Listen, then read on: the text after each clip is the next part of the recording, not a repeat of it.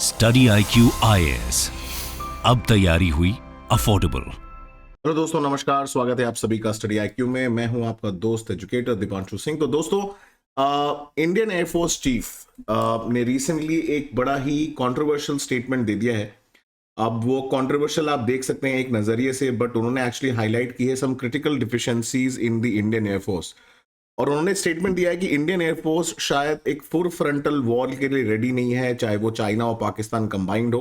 तो इसलिए हमें वो क्रिटिकल डिफिशिएंसीज को रिमूव करने की जरूरत है। तो क्या है वो क्रिटिकल डिफिशिएंसीज और ऐसा क्यों बोला है इंडियन एयरफोर्स चीफ ने, और साथ साथ स्क्वाड्रंस को लेके क्या बोला है। और ये सब तब हुआ है जब आप देख सकते हैं कि जो रफेल 36 जो रफेल जेट है वो इंडिया आ चुका है, इंडियन एयरफोर्स में इंडक्ट हो चुका है। और उसके बाद जो 101 स्क्वाड्रन है इंडियन एयरफोर्स की, उसमें रफेल यूज किया जा रहा है। तो इसके बारे में बात करेंगे। तो मौका था, इंडियन एयरफोर्स चीफ जो थे, he was delivering a lecture, he was speaking on the 19th Subroto Mukherjee seminar in Delhi. और उन्होंने बोला कि जो इंडिया है उसको अपना एयर पावर को बूस्ट करना पड़ेगा एट रैपिड स्पेस। जिस हिसाब से चाइना तेजी कर रहा है, आप देखेंगे JF-10 और JF-17 और JF-20 प्लेन्स को एडवांस स्टेज पे ले गया है। साथ साथ पाकिस्तान को भी वो ये प्लेन्स जो प्रोवाइड कर रहा है, उस कॉन्टेक्स्ट में इंडियन एयरफोर्स चीफ ने ये डेफिशिएंसीज को हाईलाइट किया है। और इसका मुख्य कारण अगर आप देखेंगे, उन्होंने बोला है कि हमारे यहाँ जो स्क्वाड्रंस हैं उसको और इन्हांस करना पड़ेगा। इनफैक्ट उन्होंने बोला कि इंडियन एयरफोर्स है वो ग्लोबल पावर है, लेकिन अगर हमें एरोस्पेस पावर में और ज्यादा डोमिनेट करना है तो हमें जो अपने फाइटर स्क्वाड्रंस हैं उनके नंबर को बढ़ाना पड़ेगा। और इसके लिए बहुत सारे फोर्स मल्टीप्लायर्स चाहिए। जैसे सिमिलरली और भी आप देखेंगे प्लेन्स एक्वायर कर रहा है इंडिया, जैसे जो एवैक्स होता है, airborne early warning and control system होता है, मिड एयर रिफ्यूलर्स होता है, जो आपकी ऑपरेशनल कैपेसिटीज को और इन्हांस करता है। तो chief of air staff air chief marshal VR Chaudhari साहब ने ये स्टेटमेंट दिया। एंड उन्होंने बोला कि ये जो क्रिटिकल डिफिशिएंसीज हैं, जैसे सबसे महत्वपूर्ण कारण है वो है फाइटर स्क्वाड्रंस का शॉर्टेज। और इस वजह से जो फोर्स मल्टीप्लायर है इसको एड्रेस करना बहुत ही जरूरी है, प्रायोरिटी पे होना चाहिए सरकार के लिए, डिफेंस मिनिस्ट्री के लिए, ताकि हमारे कॉम्बैटिव एज को मेंटेन किया जा सके। तो उसको हम लोग मैप पे देखेंगे कि अगर हमारा चाइना और पाकिस्तान से आज के समय पे अगर लड़ाई होती है तो what will be the situation. But उसके पहले मैं आपको बताना चाहता हूं कि स्टडी IQ पे ईयर एंड सेल चालू हो गई है, जहां पे आपको जो लाइव मेंटोरशिप के साथ साथ 1000 आवर से ज्यादा के जो है लाइव लेक्चर्स मिलेंगे, जिसमें टॉप एजुकेटर स्टडी IQ के आपको पढ़ाएंगे। ये सब मिल सकता है आपको 17,499 using the code deep live. मैं पर्सनल आपको हैंड होल्डिंग मेंटरिंग करूंगा इसमें। अलॉन्ग विद दैट आपकी डेली आंसर राइटिंग प्रोग्राम होगी और daily test current affairs programme, मतलब सब चीजें आपको मिलेंगी यहाँ पे मात्र 17,499 रुपए में। और साथ ही साथ ये जो SIP success and prelims programme का बैच 2 भी लॉन्च कर दिया गया दोस्तों, तो आप इसको भी ज्वाइन कर सकते हैं। इसको एक्सटेंड किया गया on huge public demand. Batch 1 close हो चुका है, लेकिन बैच 2 भी लॉन्च कर दिया गया है। तो इसमें भी डिस्काउंट चल रहा है, बट ये सारी चीजें सिर्फ और सिर्फ 31 दिसंबर तक डिस्काउंट पे अवेलेबल है। 2 जनवरी के बाद, 1 जनवरी के बाद इनफैक्ट ये प्राइसेस फिर से बढ़ जाएंगी। तो बात करते हैं इंडियन एयरफोर्स की स्क्वाड्रन शॉर्टेज की। तो जनरली एक स्क्वाड्रन में आप देखेंगे 16 से 17 प्लेन्स होते हैं, फाइटर एयरक्राफ्ट्स होते हैं। और करंटली इंडियन एयरफोर्स के पास 30 स्क्वाड्रंस हैं, जो कि आसपास 31 और 32 के आसपास माना जाता है कि वो ऑपरेट कर रहे हैं अभी। बट इंडिया की रिक्वायरमेंट है 42 स्क्वाड्रंस की। जनरली एक स्क्वाड्रन में, जैसा मैंने बताया, 16 से 17 प्लेन्स होते हैं। अगर हम एयर पावर पर्सपेक्टिव से देखेंगे तो Indian air force will be expected to contribute across the full spectrum of conflict. जब जंग होती है तो इंडियन एयरफोर्स का बहुत ही क्रिटिकल रोल रहेगा, चाहे वो किसी भी एरिया में, चाहे वो नॉर्थ हो, ईस्ट हो, साउथ हो या वेस्ट हो। और जो एयरफोर्स होती है, जैसा कि आप जानते हैं, उसकी कैपेबिलिटी होती है किसी भी हालात में डिटर करना, डिफेंड करना और एडवर्सरी को पनिश करना in the case of conflict. तो इसीलिए जो इंडियन एयरफोर्स चीफ हैं, उन्होंने एम्फोसाइज किया कि इंडियन एयरफोर्स को इवॉल्व करना पड़ेगा एक ग्लोबल एरोस्पेस पावर में। और इसीलिए कैपेबिलिटी, तो मेक इन इंडिया डिफेंस अगर आप देखेंगे वो काफी सिग्निफिकेंट तरीके से इसकी तरफ कंट्रीब्यूट कर रहा है। जैसे अभी HAL प्लेन बना रहा है, 5th जनरेशन फाइटर एयरक्राफ्ट का भी अगर आप देखेंगे जो है सुखोई के साथ और रशिया के साथ इसका डेवलपमेंट किया जा रहा है। तो इसमें बात करते हैं कि हमारे जो important Indian air force air commands हैं, तो 7 हेडक्वार्टर्स हैं। वेस्टर्न एयर कमांड दिल्ली में है, central is in Allahabad which is Prayagraj, eastern air command is in Shillong, training centre Bengaluru में है, southern air command is in Thiruvananthapuram, maintenance command Nagpur में है, then south western command is in Gandhinagar. तो ये सारे एरियाज को डिफेंड करने के लिए कमांड्स बनाए गए हैं।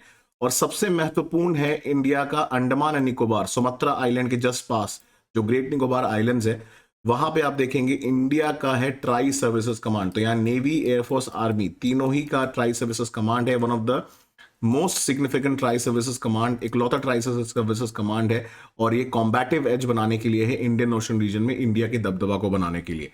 और साथ साथ एक और भी चीज उन्होंने हाईलाइट करी कि कैसे चाइना जो है पैसिफिक और ईस्ट चाइना सी की जो राइवलरी है वो यूएस के साथ बढ़ा रहा है, जिससे चैलेंजेस और बढ़ते चले जा रहे हैं। सो चाइना जिसका कि ग्लोबल एम्बिशन है, और outcome of this great rivalry और power competition will have the repercussion for all the major players in the region, चाहे वो वियतनाम हो, चाहे वो मलेशिया हो, चाहे वो सिंगापुर हो, फिर चाहे वो इंडिया ही क्यों ना हो। तो इसीलिए एग्जिस्टिंग वर्ल्ड ऑर्डर में देखें, जहां पे हम नेशनल इंटरेस्ट की बात करते हैं या रियल पॉलिटिक की बात करते हैं, दैट इज पॉलिटिक्स और geo politics in terms of pragmatism, तो वो डिक्टेट करता है action of state players. They would always be an overlap between competition and cooperation. तो क्वाड अपनी जगह है, ऑकस अपनी जगह है, लेकिन अल्टीमेटली हर एक एयरफोर्स, हर एक कंट्री के अपने जो मिलिट्री स्ट्रेंथ है उनको इंक्रीज करने की जरूरत है, और इसी वजह से इंडियन एयरफोर्स के भी जो स्क्वाड्रन है उनको बढ़ाने की जरूरत है। तो हम बात करते हैं, अगर हमारा 2 फ्रंट वॉर होता है, वैसे technically it will be a 3 front war, क्योंकि चाइना अगर इधर से हमला करता है तो लद्दाख सेक्टर में होगा, और तवांग साइड जैसा कि आप जानते हैं, Arunachal Pradesh side, then of course इधर भूटान की साइड से भी हो सकता है, then other side is Pakistan, ये सक्षगाम वैली है जहां पे चाइना हमला कर सकता है, तो we can counter it from there. Then यहां पे आपको पता है तजिकिस्तान में फारखोर और आईनी एयरबेस है इंडिया का, जहां से we can counter Pakistan. And then of course Gwadar port, Karachi port से you will have submarines taking over. तो इंडिया का जो आईएनएस विक्रांत एंड विक्रमादित्य, ठीक है, अभी यू हैव एयरक्राफ्ट वॉरियर, ये जो कैरियर्स हैं, उसके अलावा सबमरीन जो है जो अभी रिसेंटली इंडक्ट की गई हैं, देन न्यू एयरक्राफ्ट कैरियर जो है उसको दोबारा अभी रिकंस्ट्रक्ट किया जा रहा है, तो अभी करंटली ऑपरेशनल सिर्फ एक ही है। तो उसके अलावा ये जो ट्राई सर्विसेज कमांड है, यहाँ पे एक बैटल फ्रंट ओपन हो सकता है। तो इंडियन एयरफोर्स चीफ का कहना है कि अगर ऐसी सिचुएशन आती है तो इस समय हमारी स्क्वाड्रन कम पड़ेगी। तो that is why it is very very important कि हम इसको 42 के आसपास लेके जाए, क्योंकि करंटली ऑपरेट हम लोग कर रहे हैं 30-31 स्क्वाड्रन्स पे। तो अगर दोनों देश के साथ कंबाइन लड़ाई होती है तो शायद इंडियन एयरफोर्स आज की सिचुएशन में प्रिपेयर नहीं है, ऐसा उनका स्टेटमेंट कहना है। बट इसका मतलब ये नहीं है कि मुंह तोड़ जवाब नहीं मिलेगा, जवाब पूरा मिलेगा, but it's just that combative edge बना के रखना कि किसी की हिम्मत भी नहीं होनी चाहिए ऐसा कुछ सोचने के लिए। तो ये चीज इस स्टेटमेंट में या इस सेमिनार में इंडियन एयरफोर्स चीफ ने हाईलाइट करने की कोशिश करी। तो अगर हम कंपैरिजन करें fighters of the Indian air force and the Pakistani air force, तो Sukhoi 30 mark 1 multi role fighter aircraft है, देन मिग विमान है हमारे पास, बाइसन जिनको अभी धीमे धीमे फेज आउट किया जा रहा है, जैगुआर हैं, then we have MiG separate MiG 29 हैं, देन तेजस मार्क 1 है, देन अभी रफेल जो है 36 हमारे पास आ गए हैं।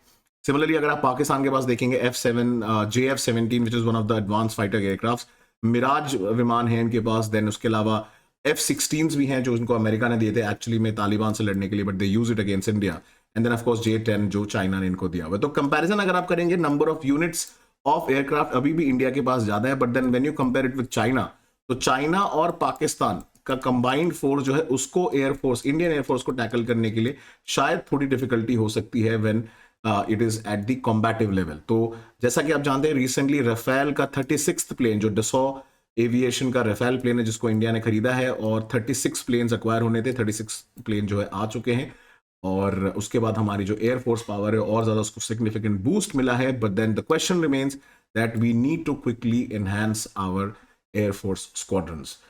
दोस्तों इसी से रिलेटेड हमारा एक प्रीलिम सवाल जरूर करिएगा, which of the following is geographically closest to great Nicobar, Sumatra, Borneo, Java, Sri Lanka. ये प्रीलिम्स में पूछा जा चुका है सवाल, इसका आंसर जरूर कमेंट सेक्शन में बताइएगा, और साथ ही साथ आप मेरे साथ मेरे इंस्टाग्राम दीपांशु27 Singh, Telegram Deepanshu Singh UPSC and official page जुड़ सकते हैं, और मेरी आप इंटरनेशनल रिलेशंस की बुक को रेफर कर सकते हैं for your UPSC prelims and mains. और जैसे मैंने बताया year end sale is live, तो फटाफट जाके डीप लाइव कोड यूज करें, और मैं मिलूंगा अगले वीडियो में। Till next time, thank you so much and take care.